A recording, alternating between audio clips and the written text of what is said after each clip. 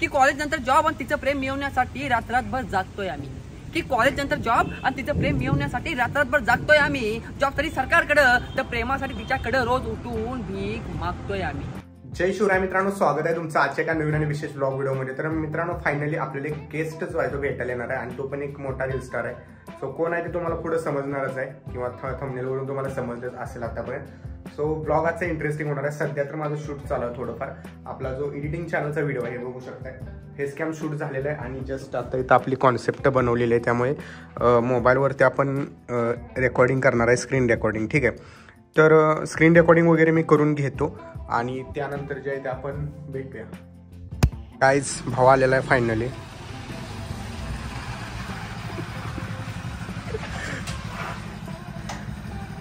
पीछे मुड़। अरे भाई,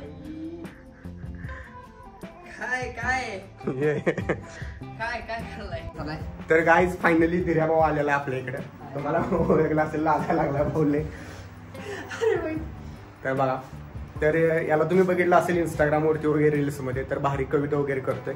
सो आज आपल्याला हा भेटायला आलेला, तर भेटून झालेला आहे। सो आता आमचं प्लॅनिंग आहे की आता याला थोडंफार घर वगैरे दाखवतो आणि नंतर जाणार आहे आम्ही थोडंसं डिनरसाठी बाहेर इस्लामपूरला।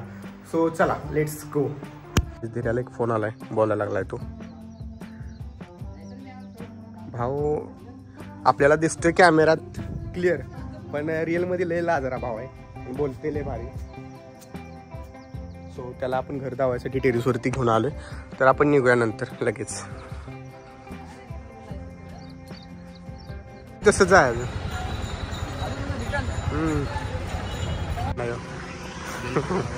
नको बाबा आम्हाला स्पॉन्सर।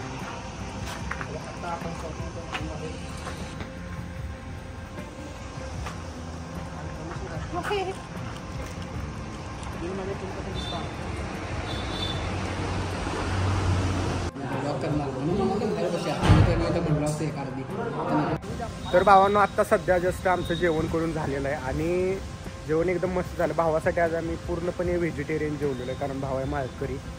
तर धीर्या भाऊ आपल्यासाठी एक कविता सादर करणार आहे। भावा, कविता कुठली म्हणणार आहे, कुणासाठी म्हणणार आहे? पोरांसाठी खास। भावांना आपल्या सगळ्यांसाठी कविता असणार आहे आजची। सो अण्णा इकडे आहेत, तर चला कविता आपण ऐकूया। की जन्मल्या ज्यांचं स्वातंत्र्य त्यांच्यापासून हरवलं जातं, की जन्मल्या ज्यांचं स्वातंत्र्य त्यांच्यापासून हरवलं जातं आणि पाळण्यात असताना ज्यांचं भविष्य ठरवलं जातं, ती पोरं आहे आम्ही।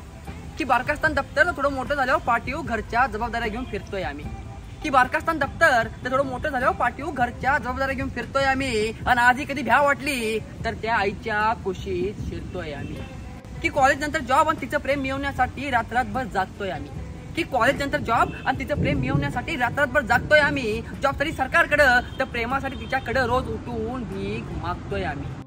की एवढं सगळं होऊन सकट पोरं कधी रडत नसतात, लोकांचं हे बोलणं ऐकून आमच्या मनातील भावनांना आमच्या मनातच मारतोय आम्ही।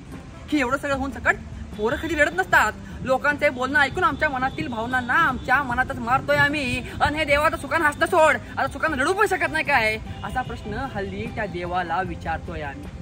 की डोळ्यात स्वप्न, हृदयात वादळ आणि डोक्यात विचार घेऊन जगतोय आम्ही, की डोळ्यात स्वप्न, हृदयात वादळ आणि डोक्यात विचार घेऊन जगतोय आम्ही। आणि बहुतेक ज्या गोष्टी आमच्या नशिबातच नाहीत, हल्ली त्याच गोष्टींची स्वप्न बघतोय आम्ही, हल्ली त्याच गोष्टींची स्वप्न बघतोय आम्ही। नादच खोला भावा, शेवट रे।